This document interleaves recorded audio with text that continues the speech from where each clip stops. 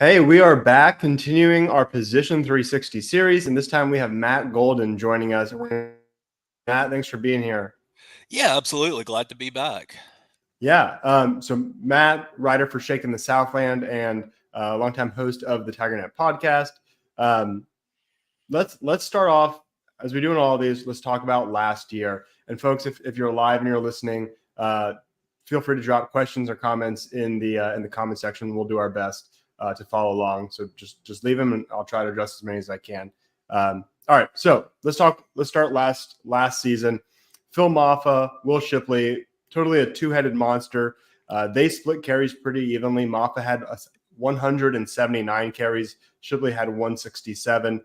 Early in the year, Shipley was getting, I don't want to say a bulk, but a clear majority of the carries.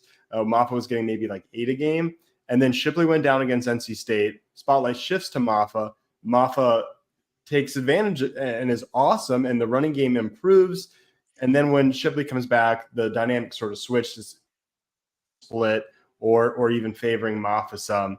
And I thought, even before the injury, that Maffa needed more carries. I thought he looked more impressive. And then kind of given the situation, they looked better with him as the lead back. So it's a weird deal where you don't want to talk ill of Shipley. He was good, but I thought Maffa was better. So I turn it to you. How do you kind of make sense of the whole situation last year? Yeah, early on, it really felt like they were trying to make Shipley do a little bit too much. Just not giving Maffa the carries we thought, and to give the coaching staff some credit, Maffa did have the big fumble against Duke that really kind of switched. That's really what kind of flipped that game and kind of put Duke ahead. So I absolutely can understand that, but it felt like early on, it was just trying to hammer Shipley a lot and not go with Maffa. And I felt really bad for Phil Maffa in the first part of the season because if people don't remember, after the 2022 season, there were some rumors about him that he might hit the transfer portal. A little unhappy with his carries, and he's a guy who I think starts at probably almost any other ACC school, probably starts at a lot of SEC schools. It would have made sense. And, decides to come back to Clemson. And I'm kind of sitting there like, did he make a mistake? Because he's a guy who's an NFL caliber, and he just was not getting the touches early on. Then, as you said, NC State, Shipley goes down, and Maffa has a huge game against Notre Dame, and then that really sort of kind of shifts how we see that offense.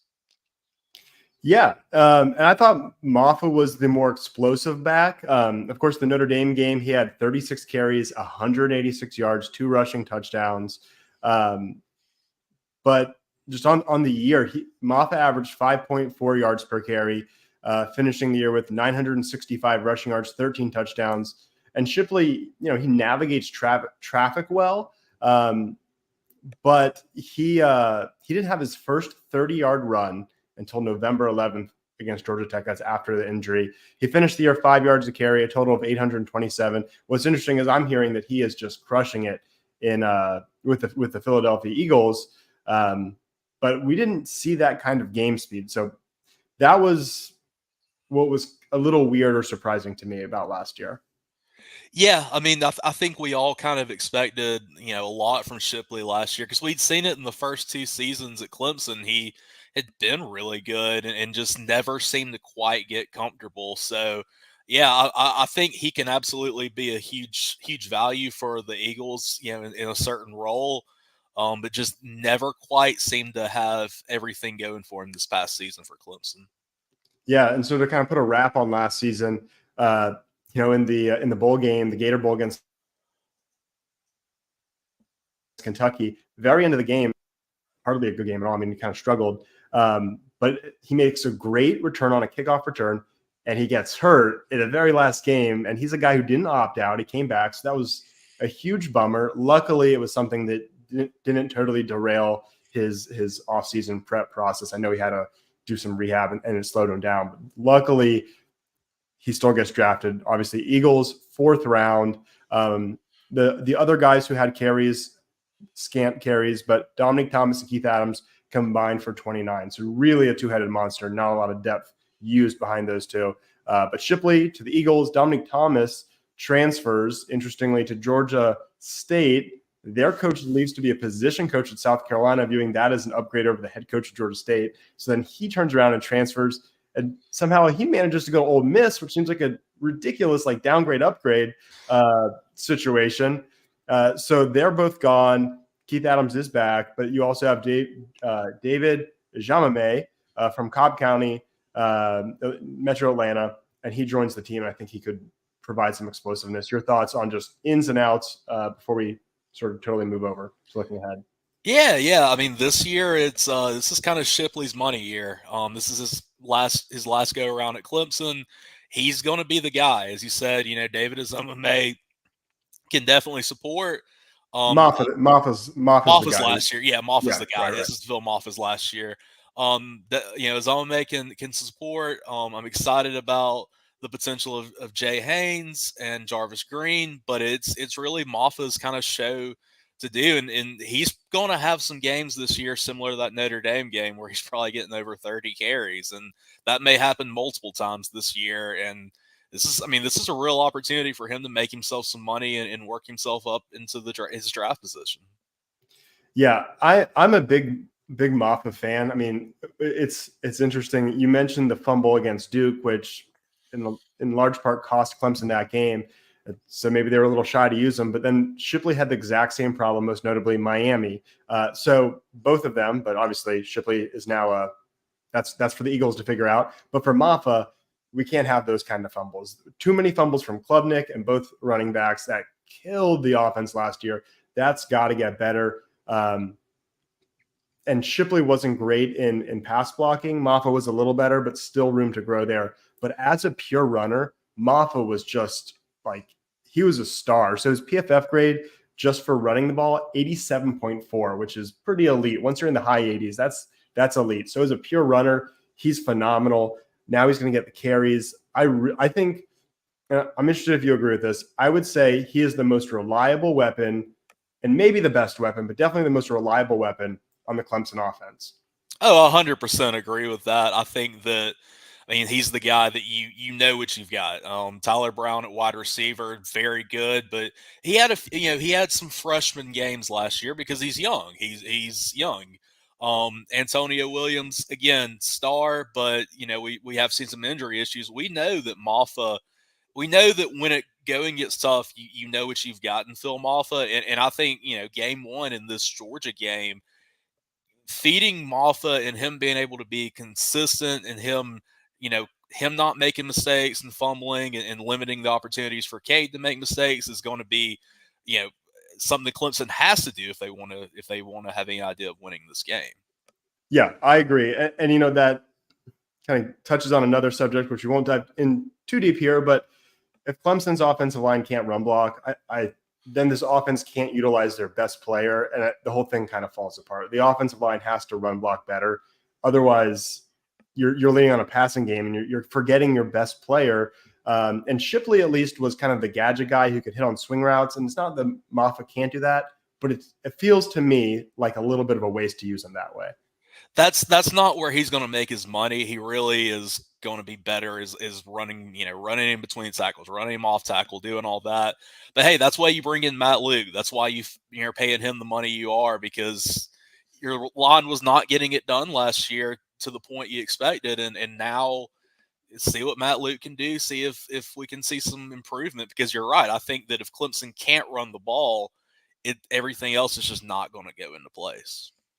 Yeah. And so as I think about this position overall, I don't remember exactly where I ranked it. I put out a tweet that had sort of the positional rankings where I would put them. And I had running back, in the middle to kind of higher for the offense. And a lot of people said, well, look, man, they don't have a lot of depth after Moffa. What do you got? And we'll talk about that in a second. But to me, if our best player is a running back, they got to be pretty high. And, you saw what happened when they gave him all the carries when Shipley was out. They were awesome. So obviously the group as a whole gets worse with Shipley gone. There's no doubt about that. But the coaching staff now has to do what I think a lot of us wanted them to do earlier in the year last year. They have to lean heavily on their best players. So I think you got your best player getting the ball more. So perhaps in a weird roundabout way, the running back room is better. But let's talk about depth, and I'll kick it to you for this. So you have Jarvis Green, Jay Haynes, David Jamame. How do you see all of that shaking out? Oh, and Keith Adams Jr., can't forget him, of course. So you've got 4 kind of unproven backups. How do you see it all shaking out, and sort of what do you think of the room as a whole? Yeah, and I think someone dropped this in the comments, but they said that Moffa and Haynes are very complimentary, maybe better than Shipley.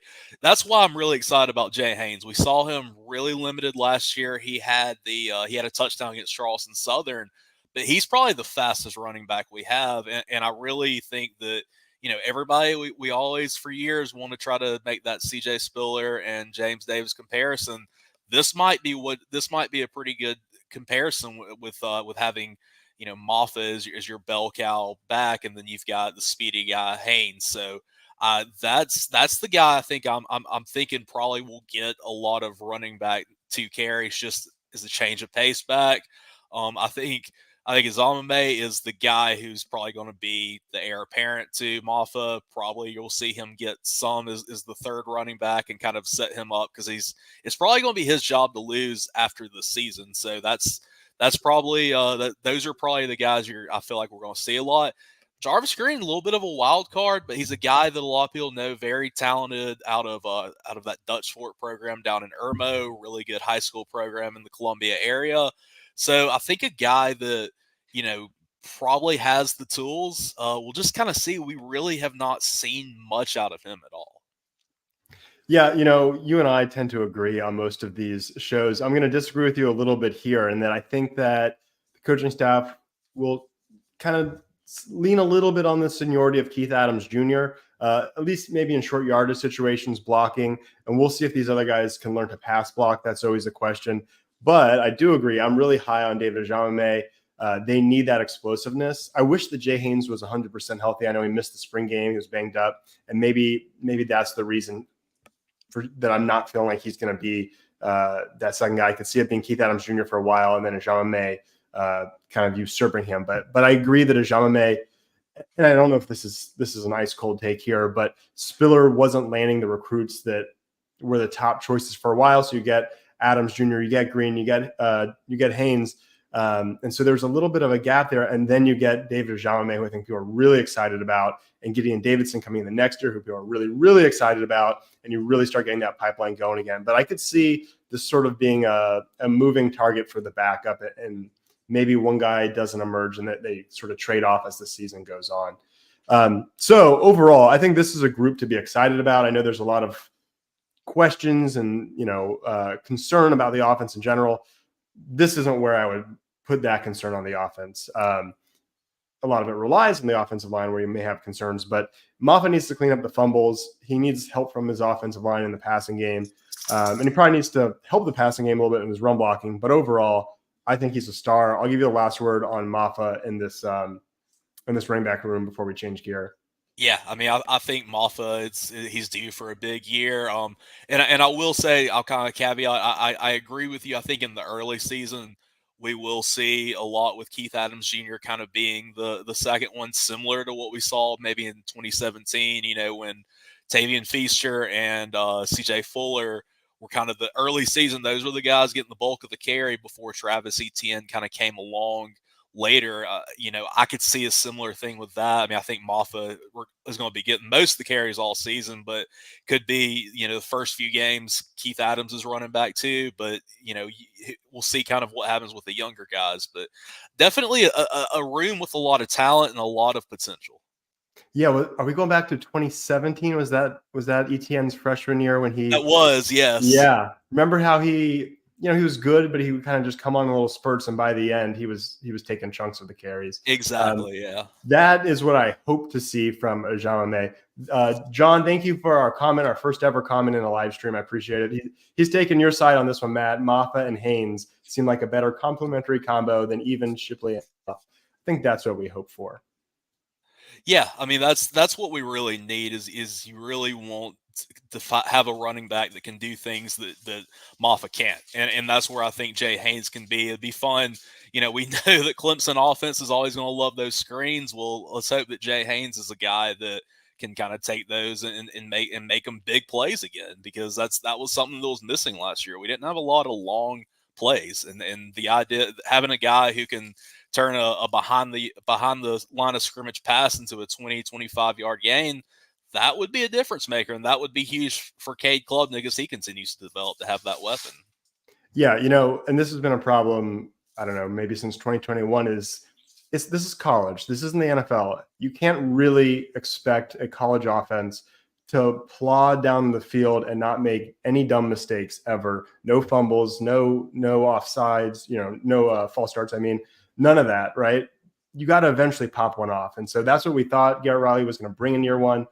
I don't know that it's going to be TCU level explosive in year two, but I think it gets closer to that. Thank you for the comment here. That 2017 team was really balanced. If Clemson can have a season to 2017, we might be all right. The defense this year or this coming year and that 2017 year elite. The offense either year not quite elite, but still 2017 very successful. And that's the thing, and this is kind of going out even outside of the range of running backs. But you know me, Ryan. I'm a big Kelly Bryant apologist. I always forget about that. But the thing is with Kelly Bryant, with that, even though the offense wasn't explosive that year, they were not losing Clemson games. Now, that Syracuse game, there's a whole different can of worms to go with that. But they weren't putting up a lot of points, but they were getting the job done. If that's what Clemson needs right now, if Clemson's offense can just get out of its own way and not give the ball up as much, I think that defense, I think everything can be fine. I mean, I don't think you have to score 40 points a game with this defense. I think that you can absolutely, put up 24 points and expect that defense to hold most opponents to 7 or 10 points. So, I think that if we can get that kind of play, we'll be in really good shape. So before we change gears here, I want to shout out Ready Vets. If you are a pet owner and you live in the upstate, save in your phone Ready Vets. They're in the Taylor's area. And if you have, if you need immediate care and your vet's not open, that's a place to go. So be sure to just save them in your phone. If you ever need them, you know where to go. Matt, let's change gears here. Let's talk a little baseball whenever I've got you on. And Clemson Nation is kind of a baseball obsessed a little bit right now. You got to make your point to talk about it. So we talked, I believe it was before the postseason, and we said, what is success? And I think you and I were on the same page here and said, I just want to win a regional. I don't care about ACC tournament. I mean, I care, but that's not the point. I care about Omaha, but right now, just give me a regional win. They got it. How do you assess the Clemson baseball season? Yeah, you got to crawl before you can walk, and that was definitely with me. It was, if we can get through this regional, kind of everything else would be great. Is kind of, the main thing was getting through the regional, and we did that. And kind of the more I've watched Florida in, as they've been in the College World Series, I realized, hey, we just ran into a team that's really talented that kind of underperformed in the regular season. But there's no shame in losing to that team. They are very talented. Hate that some of the antics with the umpires kind of happened to kind of mar that. But I think overall, it was exciting to have Super Regional Baseball back in Clemson. I was excited to see the fans pack it out. You had the students, up in the section with the Jervy on the porch over there. I mean, it felt like how Clemson baseball used to feel kind of, when I was younger, and, like I think back to the 06 team that went to Omaha and the 2010 team. It felt like there was that excitement, and I think that there's a lot that can be built on with that. And I think, I think a lot of recruits probably and transfer guys probably were watching that game, and it's like you see Eric Bakich going to bat for his guys. You see all that. That's going to resonate, and that means that's going to hit with somebody. So I think this program's in position to do a whole lot. Yeah, and it's funny that you mentioned the poor, I call him poor, but the controversial referee situation. Because Dominic Listy, Clemson's newest transfer, we'll talk about him in a second, he specifically mentioned sort of the atmosphere and that he watched the Super Regionals. And I think it almost turned into an ad for Clemson baseball. The Bakich, first of all, at the end of the regionals was like on the wall. That was one of the coolest things I've seen in baseball game, period. But in the supers, he's animated. The players are animated in, I don't think a embarrassing way. I think almost in a this is good energy way. The fans are going crazy. In a way, obviously winning's better, but if they're going to lose, that kind of taking the attention off the loss and on the crowd and the coach and the way the players love the coach, it's about as good as it could go, Yeah, I thought it was great, and it's kind of funny. And this is going to make both of us feel very old, but before the games, I know I saw a video of Jack Leggett going up to the Jervy porch to kind of fire up those students, and I kind of hit me. A lot of those students, if they didn't really grow up watching Clemson baseball, they probably don't remember Jack Leggett. Like if you're, because I think a lot of students, unless you really kind of grew up in the area or kind of understanding that, probably didn't watch a whole lot of college baseball before getting there. And it's just kind of great that like he still has that connection, even if necessarily the students there don't have the memory. But like I love him still being a part of the program. I love the energy that's around the program. I think it's just great right now. Yeah. I think it was tough for Monty Lee. I don't think he's a bad coach at all. I think it was tough for him to follow Leggett, and now with Bakich being able to bring back Leggett into the program is very uniting. I even saw someone in the media who was really upset about Leggett being fired at the time, and I remember myself thinking it's definitely time. How could you be against this? But seeing him say, no, Leggett was the right guy. Now was the time, and you're just seeing sort of everyone pull together behind Bakich in a really positive way. So let's talk about next season. Let's talk about the future. Blake Wright led the team in home runs, tied with Jimmy Obertop. They're both gone. So there's your third baseman and your catcher. Jake Hinderleiter, who I guess was really a first baseman and then was awesome at shortstop. He's gone. So that's a chunk of power, and with Hinderleiter some speed too. Then Alden Mathis is your leadoff hitter. He's gone. That's a lot to replace. And then maybe Will Taylor's gone, who obviously was a huge recruit for baseball that also played football. Not a huge contributor last year because of injuries, but then Tristan Smith is maybe gone. Austin Gordon, the closer, also maybe gone. So it's a lot to replace. But Aiden Canuck is back after a freshman All-American season. Cam Canarella is back, which I'm guessing it'll be his junior and final season. I don't have a shoulder fix, so he should be even better. I've already landed a transfer in Dominic Listy. Maybe talk about the losses in the stars coming back or joining. Yeah, I hate that we're losing Blake Wright because he really has been just kind of the heart and soul of the team this season, and probably one of my favorite guys to watch. At one point, I mean, at times this year, there was nobody in the country that was a hotter hitter than he was. I mean, he was just outstanding. So that's just going to be a big hole to fill, not just at third base, not just as bat, but just like as kind of your team captain.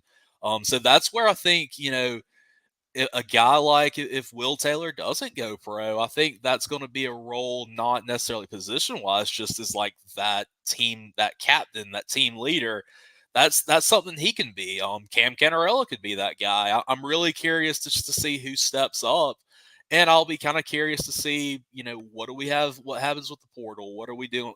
Continue to do? I know Drew Listy, that's a great get. There's a few more names out there. I know there's some really talented guys that are coming in this recruiting class. I'm down here in Beaufort County, and I've gotten to follow a catcher by the name of Steele Bird, which is an awesome name, from Hilton Head Christian. He'll be in the class next year. So I think there's talent coming in. We'll just kind of see where it goes. I'm excited to see kind of how Jaron Purify develops, because he was a guy who was just outstanding at second, wasn't necessarily the best hitter all the year. So I really kind of want to see if he can kind of put that next part together with his game. Yeah. Athletic, played well towards the end. Well, played well in the postseason. Had a great defensive web gem with Hinderleiter during, I don't remember, I think it was super regionals. Maybe it was regionals. Either way, yeah, it was regionals. But yeah, definitely a guy that I don't know if he's cemented, but is likely to start. Talking about some of the incoming freshmen, TP Wentworth and Talon Bell, both batters who I think, or position players, I should say, who Clemson's going to be watching to say, to see in July, do they sign with the MLB team or are they coming? That's the weird thing about baseball recruiting that kind of makes it hard to follow. It's like, I'm glad we got this great recruit, but is he too good of a recruit? I want the good, not the great recruits. So that's always weird. But obviously, I think those guys could come in and play right away. And if not, the thing I love about Bakich, he'll go use the portal if he needs to. He'll recruit the best he can. And if they're too good for college and they're going to go pro, then he'll just bring in the next guy from the portal. And so that's what he does with Dominic Listy. Excited about Listy. A couple details about him. He started at North Central Community College, played 1 year at Indiana State, only 3 home runs, only 3 steals, but hit 324 with a 464 on base percentage. So he's a leadoff guy, 34 walks, 35 strikeouts. So putting the ball in play, getting on base a ton. Obviously, the competition level is going to step up, but guy who's really a perfect Alden Mathis replacement. They need to replace the power still. So I don't know if that's freshman or portal, but I think they replaced Mathis. Pretty perfect with this one. Yeah, I think that's ideal for your leadoff guy. That's exactly what you want to bring in. So yeah, I'm very excited about him and think that will be perfect for that leadoff role. And yeah, power is really going to be kind of where you try to figure some things out, because did lose some big bats, and that I think the next thing is you need to look at in the portal are maybe a few power bats, and then maybe try to figure a few things out with the bullpen. Yeah, I think regardless of what happens with the freshmen, they're going to need to add pitching. If Austin Gordon's gone, they need even more. If Tristan Smith is gone, they might need a starter. So I think they're going to add pitching almost for sure, but we'll see what happens with the freshmen. It might determine how much more they go portal for the lineup. Any final comments on Clemson baseball? Just again, I think this season was great for year 2 of Bakich. It was one of the most fun baseball seasons I think we have had in a long time. And I mean, again, I see this program being back in Omaha very soon. If not this year, it will be very soon. All right, Matt, I appreciate you joining. Thanks for talking baseball too. Always a pleasure when you can join. Yeah, absolutely. If you enjoyed this video, you can help the channel grow in a couple ways. Like the video and leave a comment. And if you haven't already, please subscribe to the channel. I'd really appreciate it. Also, if you're a pet owner and you live in the upstate, I want to tell you about Ready Vets. Ready Vets offers immediate walk-in care when your pet can't wait. Owned by 2 Clemson alumni, they're open 7 days per week until 10 p.m. They're located in Taylor's, just over 10 miles from downtown Greenville and the Woodruff Road shopping district. Save them in your phone in case you ever need them.